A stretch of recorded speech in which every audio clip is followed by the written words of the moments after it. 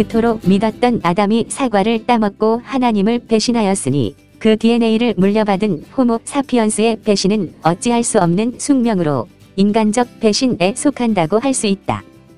그러니까 예수는 베드로가 첫 딸기 올기 전 자기를 배신할 거라고 최후의 만찬장을 무겁게 하였고, 베드로는 수치심을 느끼며 예수가 체포되어 가는 것을 몰래 보고는 스승의 말이 틀렸음을 입증하려 기회를 벼르었지만 막상 일개 아녀자가 자기를 지목하여 로마군에 발고하자 순식간에 나는 그런 사람을 모른다고 3번이나 부정해 버렸다. 인간적인 배신의 전형이었다. 아담도 그러하고 베드로도 그러하였는데 그 누가 나만은 아니라고 장담할 수 있겠는가. 어쩌다 거래를 통해 그 배신은 실체가 드러나지 않을 수는 있다. 그러한 거래 성사는 인간이 만든 것 중에서 최고의 창조물인 돈이 담당한다. 돈이야말로 예술적 가치는 물론 작품성 면에서도 후한 점수를 받기에 부족함이 없다. 이 대목에서 돈은 배신의 씨앗이기도 하지만 배신을 잠재우는 1인 2역을 한다. 성격이 전혀 다른 배신도 있다. 미스터 트롯 이명웅은 가족을 배신하고 먼저 가버린 아빠가 즐겨 불렀던 5살적 추억 속에 사랑의 배신자를 불러 챔피언을 먹은 거니 아빠의 배신은 아름다운 배신으로 종결된 셈이다.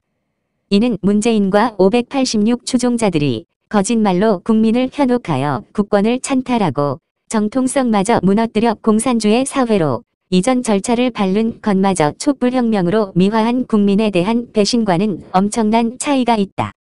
윤석열로 하여금 탄핵의 칼춤을 추게 하다가 돌연 그 칼끝이 자기들을 겨누매 대깨문들은 그를 배신자라 불렀고, 문재인은 추미애를 시켜 그 배신자를 사지로 내몰았다.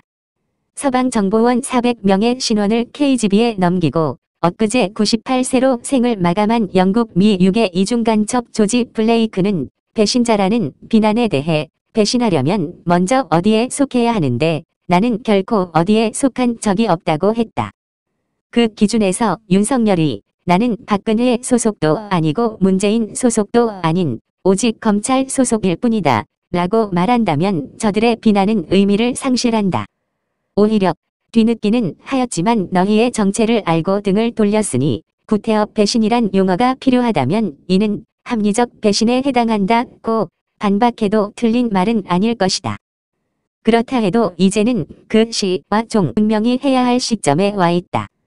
보수 우파가 거의 실종된 상태에서 희망이라곤 오직 윤석열 뿐인데 시시비비 가린다고 좋을 게 뭐 있냐며 좋은 게 좋으니 그럭저럭 지나가자는 일말의 분위기가 부담스럽기는 하지만 이는 숨죽여 지켜보고 있는 콘크리트 같은 박근혜의 지지 세력을 국민통합의 장으로 이끌어내야 하는 설득의 필요성에서는 물론 후대에게도 오직 진실만이 정의를 실현시킬 수 있다는 역사적 차원에서도 짚고 가야 한다.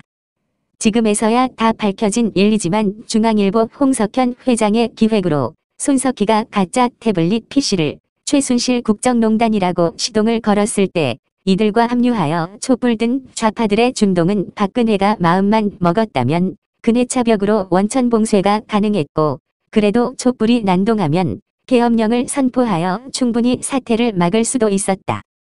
그래도 박근혜는 반면교사 박정희로부터 배운 민주주의를 배신할 생각이 추호도 없어 민의를 따랐기에 병약한 여자의 몸으로 처절한 지옥살이를 감내하고 있다. 박근혜가 사과방송을 하기가 무섭게 여론의 지지율은 5%대로 급감했다. 당연히 베드로의 배신이 속출했다. 국가와 주군을 지근거리에서 생사를 걸고 지켜내야 할 책임이 있는 사관학교 출신의 김장수 안보실장, 박흥렬 경호실장들이 거침없이 새벽 달기 올기 전 베드로가 되었다. 시대와 함께 하는 집이라는 여시제, 총수 홍석현과 구두짝에 양주를 부어 마셨다는 윤석열.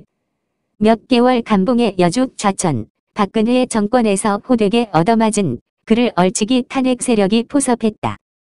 조자룡 헌 칼에 3명의 국정원장과 대법원장, 비서실장 등 국정원 댓글부대까지 100여 명이 속절없이 베어졌다.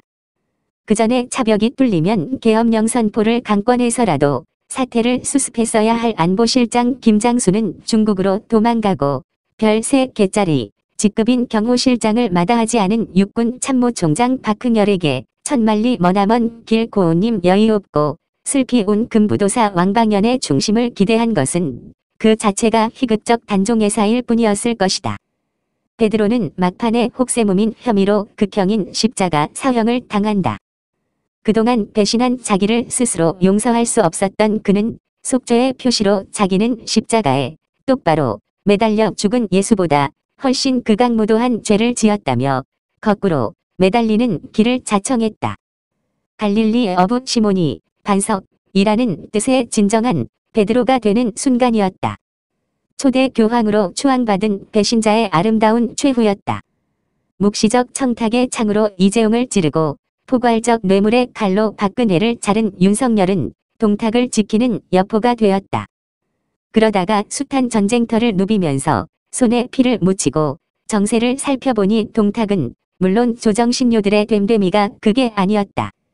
뒤늦게 맞이한 초선은 버선 속을 뒤집어 보여도 문제는 없을 터 결국 나라의 근간을 흔드는 동탁의 무리를 처단함으로써 민초들의 편이 되어 그의 과거를 지우고 싶었는지도 모른다. 그런데 베드로는 그렇게 되어지는 게 아니다. 그렇다고 거꾸로 매달릴 만큼의 혹독함도 요구되는 것 또한 아니다. 지하의 기독교인들이 회개한 베드로를 당시 여론조사에서 1위로 뽑았다.